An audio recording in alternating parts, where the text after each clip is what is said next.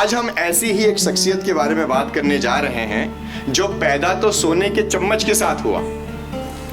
अपनों के गम और धोखों ने उसको ऐसा किरदार दिया, जिंदगी को शतरंज की बिशात मानकर जीत को ही उसने अपनी तकदीर मान लिया। उस शख्सियत को तारीख ने, इतिहास ने मोहम्मद फतेह खां महमूद बेगड़ा के नाम से जाना है। आज हम उन्हीं के बारे में बात करने जा रहे हैं। और जैसा कि इकबाल ने इरशाद किया है कि हजारों साल नरगिस अपनी बेनूरी पे रोती है, हजारों साल नरगिस अपनी बेनूरी पे रोती है, बड़ी मुश्किल से होता है चमन में दीदावर पैदा। इधर रसूलाबाद में नन्हा फतेह दुनिया फतेह करने के लिए अपने आप को माँ की आगोश में ढाल रहा था, वहीं तख्त नशी कुतुबुद्दीन शाह कि उसके तख्त को चुनौती देने वाले जो भी हो उन्हें रास्ते से हटाया जाए। और जब शागिर्द का मुअल्लिम खुद हजरत शाह आलम हो तो फिर उसका रूहानी और जिस्मानी हिफाजत का रहबर तो खुदा खुद होता है। ये वक्त भी बड़ा रंगसाज है, पेंटर क्रिएटर बड़ा रंगसाज है। जालिम का जुल्म चाहे कितना ही चट्टानों जितना मजबूत भी क्यों ना हो, वक्त उसे एक सूखे तिनके की तरह उखेड़ फेंकता है। वहां कुतुबुद्दीन गद्दी की मोहब्बत और उससे हासिल कुव्वत में कुछ इस तरह से मजनून था कि सही और गलत का फैसला करना उसकी सोच से परे हो चुका था। अपनी सल्तनत की मगरूरी में कुतुबुद्दीन ने अपने हलाकत का रास्ता खुद ही चुना। हजरत शाह आलम से कुतुबुद्दीन ने अपनी खुदी में उनकी शमशीर मांग ली। हवा में लहराई हुई शमशीर जब नीचे गिरी तो घुटनों पर आकर वार करती गिरी। अब अपनी नादानी और बेवकूफियों पर अफसोस करने के लिए उसके पास ज्यादा दिन भी न थे। अब मिराते सिकंदरी के इस वाक़ये को अक्ल पसंद लोग शायद अफसाना कहे या दिल के मनाने का ख्याल। जो कुछ हुआ उसने फतेह के लिए ऐसे रास्ते खोल दिए कि उन रास्तों ने फतेह को ऐसी ऊंचाइयों पर ले जाकर रख दिया कि तारीख में फतेह का नाम लाफानी हो गया। फिराक गोरखपुरी ने जिंदगी के इस उतार चढ़ाव को देखते हुए क्या खूब बयां किया है कि मौत का भी इलाज हो शायद, मौत का भी इलाज हो शायद, जिंदगी का कोई इलाज नहीं। अब कुतुबुद्दीन की मौत के बाद खाली पड़ी गद्दी ने कई सवाल खड़े किए। गद्दी खाली होगी, सवाल होगा। खाली पड़ी गद्दी ने कई सवाल किए। अब तख्त नशी कौन होगा? अब इसका फैसला आवाम के हाथ में नहीं था, बल्कि कुछ गिने चुने अमीर थे, उनके हाथों में था, जिन्होंने कुतुबुद्दीन की फुहड़ सी सल्तनत में खुद को ऐसी जगह बिठाया था कि हुकूमत के जंजीर जो है उनके हाथों में थी। हुकूमत की जंजीर जो है कुछ गिने चुने अमीरों ने अपने हाथ में रखी थी। और वो अमीर वो कि जो है जिनके किए गए फैसले हर बार उनके मुताबिक और उनके मुआफिका ना होते, जो उनको मुनाफिक। महलों की सियासत भी बड़ी अजीब होती है। महलों की सियासत, पॉलिटिक्स बड़ी अजीब होती है। शानदार से दिखने वाले महलों में रहने वालों के इरादे ज़्यादातर, मैं कहूँगा कि हर वक्त बदनुमा और दागी रहे हैं, और तारीख इसकी गवाह है। महलों में रहने वालों के इरादे दागी रहे हैं, तारीख इसकी गवाह है। गद्दी की चाह में सत्ता की गलियारों की फुसफुसाहट हमेशा ही जोड़ तोड़ और छुपी हुई फरीबों की रही है। गद्दी एक ऐसा कुतुबनुमा रहा है जिसने मक्कारियत, घात और दाव पेच को हमेशा से ही खुला न्योता दिया है। जैसे वक्त कह रहा हो, ऐ मुझको फरेब देने वाले, जैसे वक्त कह रहा हो, ऐ मुझको फरेब देने वाले, मैं तुझ पे यकीन कर रहा हूं। अमीरों ने अपनी जालसाजी के तहत कुतुबुद्दीन के चचा दाऊद खान की बादशाहत का ऐलान कर दिया। दाऊद खान, कुतुबुद्दीन के चचा, उनकी बादशाहत का ऐलान कर दिया। मगर दाऊद खान की अक्ल महलों में खेले जा रहे सड़े हुए गलियारों के खेल को समझने के काबिल न थी। महलों का खेल समझने की काबिलियत न थी। और वैसे भी पेचीदगी इस बशर को, जो कि सादगी और सादाई का मुकल्लिद था, कभी तासीर न आई। और हुकूमत भी उसकी इसी कश्मकश में रही। जब उसने ये ठान लिया कि ऊंचे ओहदे पर काबिल इंसान का होना जरूरी है, और होना भी चाहिए, ऊंचे ओहदों पर काबिल इंसान का होना जरूरी है, जब उसने ये ठान लिया और इसी सोच के चलते उन्हें कई आदमी को रियासत में रसूख के ओहदों पर जद कर दिया। ऊंचे ओहदों पर आम इंसानों को जो एलिजिबल थे उनको रसूख किया, बिठाया। तब अमीरों को ताबूत का कील नजर आया।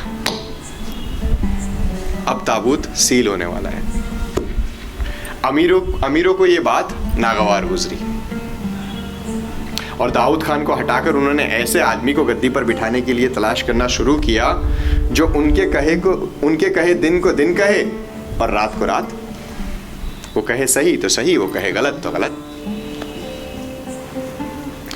कोई ऐसा चाहिए था कि जो जिंदा तो नजर आए मगर बिला रूह का और बिना सोच का हो। और बच्चे से अच्छा उम्मीदवार कौन हो सकता है इसके लिए? और वो भी जब शाही खून हो। दस्तूर भी ये हिमायत करता है फिर तो, शाही खून है तो बच्चे से अच्छा उम्मीदवार कौन हो सकता था। अमीरों ने मिलकर नन्हे फतेह को, जो कि महज 13 साल का था, उसे बादशाह बनाने की ठान ली। 13 साल के फतेह को बादशाह बनाया जाए। अपनी मगरूरियत में ये सोच रहे थे कि उनके किए गए फैसलों के मुताबिक जिंदगी चल रही है। कुछ चुनिंदा अमीरों को लग रहा था कि वो जो फैसले कर रहे हैं जिंदगी उनके मुताबिक चल रही है, मगर जिंदगी तो उनको सिर्फ प्यादा बनाकर चौपाट पर अपना ही खेल खेल रही थी, जिसको समझने की चाह में न जाने कितने फलसफादानी अपनी जिंदगी बर्बाद कर चुके हैं। फिलोसोफर्स जिंदगी के खेल को समझने के लिए बर्बाद कर चुके हैं अपनी जिंदगी। और गोश्त का वो बर्रा जिसे दिमाग कहते हैं, उसकी कुव्वत से कोसों दूर है। अमीर तो सिर्फ सबब थे, जरिया थे। जिंदगी ने फतेह का उम्मीदवार चुन लिया था, जिंदगी की जीत के लिए उम्मीदवार चुन लिया था, और इस फतेह का उम्मीदवार और कोई नहीं, वो नन्हा फतेह था। अब तारीख उसके सर पर अपना सहरा बांधकर जैसे ऐलान करने जा रही थी, हुजूम हश्र में खोलूंगा अदल का दफ्तर। हुजूम हश्र, क़यामत का दिन, डे ऑफ जजमेंट। हुजूम हश्र में खोलूंगा अदल का दफ्तर, इंसाफ का दफ्तर, ऑफिस। अभी तो फैसलों की तहरीर कर रहा हूं। अमीरों ने तय कर लिया कि 13 साल का नन्हा महमूद अब बादशाह बना दिया जाए, क्योंकि पर्दे के सिराने रहकर नकल कसना ज्यादा आसान है, नहीं लग रहा था। उन्हें यह भी मालूम था कि अपने लख्ते जिगर को गंवाना, दूर करना बीवी मुगली कभी मंजूर नहीं करेगी। माँ अपने बेटे को नहीं छोड़ेगी। सियासत, महलों की सियासत, माँ का डर जो पहले ही अपने शौहर को खो चुकी थी। इसलिए अमीरों ने बातों में माहिर अल्लाहुल मुल्क को रसूलाबाद समझाने के लिए भेजा। जब अल्लाहुल मुल्क ने बीवी मुल्की को अल्लाह मुल्क वहां पहुंचे और बीवी मुल्की को ये पता चला कि उनके बेटे को तख्त नशी किया जा रहा है, तो बजाय खुशी के गम के आंसुओं ने उन्हें घेर लिया। वो जानती थी कि महल की साजिशों से बचकर अपने खून को अब तक तो उन्होंने संभाला था, पर एक कड़वी सच्चाई के तौर पर वो पल उनके सामने अब आ चुका था। कब तक उससे भागते रहते? मगर वो भी फतेह खां की मां थी। जुनून बेटे को अपनी मां से ही तो मिला था।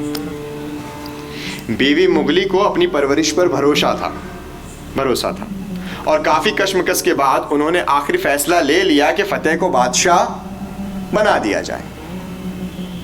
और इसी के साथ अमीरों के भेजे हुए घोड़ों पर फतेह को बादशाह बनाकर अहमदाबाद लाया गया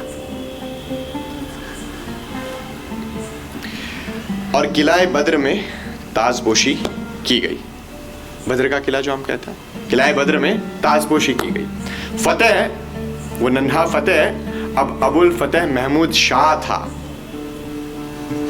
अमीर काफी खुश थे, क्योंकि उन्हें लग रहा था कि नन्हा सा बच्चा कठपुतली बनकर जिंदगी भर उनकी लिखी गई इबारत पर चलता रहेगा। अमीरों को लग रहा था नन्हा सा बच्चा है, कठपुतली बनकर उनके कहे पर चलता रहेगा, और इसका इनको यकीन भी था। मगर वो भूल गए थे कि जिस माँ ने जहर को भी जिसका रफीक बना दिया था और आजमाइशों की तपिश में जो अब इतना निखर चुका था कि जिसकी सिर्फ अब परतें खुलना बाकी थी, खड़ चुका था। और ये हुआ भी बहुत जल्द, परतें खुलने का काम बहुत जल्द हुआ। अब इंसानी खुराफात कई बार हम बना तुम, माने अस वर्सेस देम जो कहते हैं, जिसमें बांटकर आपसी जंगों में मुब्तिला रहती है, पर कई बार ये हम में भी मैं सिर्फ सिर चढ़कर बोलता है, सर चढ़कर बोलता है। हम बना तुम में भी मैं जो है वो कई बार सर चढ़कर बोलता है। अमीरों ने जब पाया कि उन्हीं में से एक इमादुल मुल्क जो कि वजीर भी था, बादशाह महमूद के किरदार का इतना कायल हो चुका था कि वफादारी उसका पहला सबब बन चुका था। अमीरों को यह बात नागवार गुजरी, उनको ये बात खटकने लगी। उन्होंने ये बात झूठी हवा फैला दी और आम करवा दी आवाम के बीच में कि इमादुल मुल्क की वफादारी तो सिर्फ सतह ही है, ऊपर ऊपर से। He is loyal just to show off, ऊपर ऊपर से ही इसकी सतह जो है ईमानदारी की है। असली मकसद तो इनका खुद के बेटे को तख्त नशी करना है, बादशाह दिलाना है। हवा में ये बात, झूठी बात अमीरों ने आम करवा दी और अमीरों ने खुद ने ही इस पर फौरन कार्यवाही भी कर दी और इमादुल मुल्क को कैद करवाकर बदर की काल कोठरी में फिकवा दिया। जब यह बात फतेह खां को पता चली, जो कि अब बादशाह महमूद था, ये जानते थे कि बादशाहत भले ही उनकी हो, मगर सियासत और मक्कारी के जाल उनके तख्त की इर्द गिर्द इतनी जड़ें जमा चुके हैं कि उनके तख्त को निगलना मुश्किल न था। जड़ें जम चुकी थी और महमूद वो जानते थे। मगर जिसने सोने के चम्मच से भी कातिलाना जहर को पानी बनाकर पीना सीख लिया हो, उसने इस जहर को भी बखूबी निगलने का तय किया। जब अमीर अपने ईमानदार 500 सिपाहियों की निगरानी में वजीर इमादुल मुल्क को काल कोठरी में फेंक कर जब चैन की नींद सो रहे थे, तब 13 साल के महमूद ने अंधेरी तन्हा रातों में उनके छिपाए हुए, उनके बिछाए हुए सभी जालों को एक ही झटके में मिटा देने का तय किया। और वो मिटाने वाला था। महमूद रात की तन्हाइयों में हाथियों के अस्तबल में गए और अस्तबल के सरदार को हाथियों की फौज को पूरे सजो सामान के साथ और कवच के साथ कूच करने का हुक्म दिया। नींद से जब हाथी जागे और चिंघाड़ रहे थे तो हवा में उनकी आवाज थर्रा देने वाली थी, डरा देने वाली आवाज। 13 साल का महमूद सबसे आलीशान और लड़ाकू गिने जाने वाले हाथी पर खुद बैठा और किलाए बदर की ओर कूच की।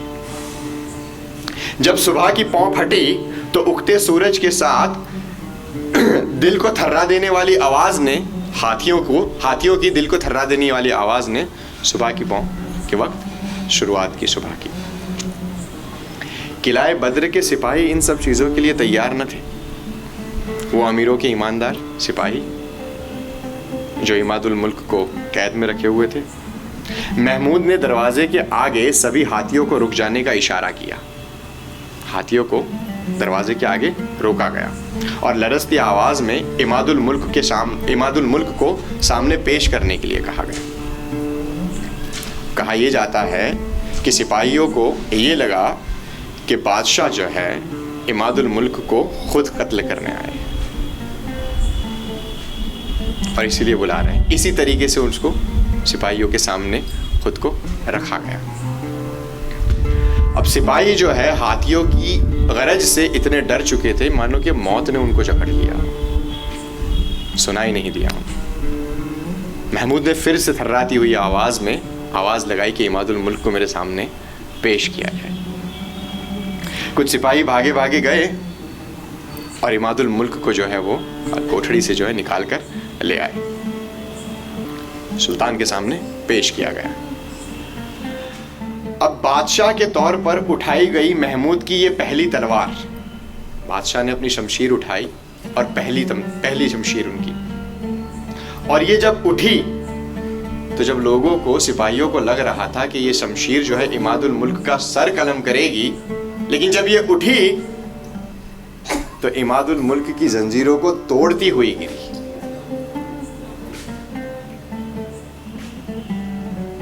और उस वार से महमूद ने अमीरों की तख्त पर मजबूत पकड़ को नेस्त नाबूद करके रख दिया। जैसे महमूद ने यह जता दिया था कि जिंदगी की भट्टी ने अब एक ऐसे कुंदन को बनाया है जिसका लोहा सब अमीरों पर आग बन के बरसेगा। जब कई अमीरों को यह बात पता चली तो बदलती हुई हवाओं का रुख भांपते हुए उन्होंने खुद को महमूद के सुपुर्द कर दिया। कई अमीरों ने डर के मारे खुद को महमूद के सुपुर्द कर दिया और बाकी बचे जिन्होंने इनकार किया, उन्होंने मिलकर फौज बनाई और हमला कर दिया। महमूद को बादशाह बने हुए चंद दिन ही हुए थे अभी तो, और उसके तख्त के सामने ये सबसे बड़ी चुनौती थी। मगर महमूद, वो 13 साल का बच्चा, हार न माना। 600 हाथियों की फौज के सामने अपनी छोटी सी टुकड़ी को लेकर, अपनी छोटी सी फौज को लेकर खुद उसने क़ियादत की और जंग में अमीरों को करारी शिकस्त दी। जंग के भागे हुए अमीरों को महमूद ने हर कोनों से ढूंढा, एक एक को ढूंढकर तस्लीम न करने वाले को अपने मुस्तकबिल की पहचान कराते हुए मौत के हवाले किया और कईयों को तो उन्हीं हाथियों के पैरों तले कुचलवा दिया। 13 साल का वो महमूद अपने तख्त पर आई इस बड़ी मुसीबत को उसने अपनी बड़ी पक्की अकलमंदी से और सूझबूझ से उसने उसे सुलझाया, जैसे तारीख में अपने आने की बुलंद आगाज बता रहा। मैं आ चुका हूं।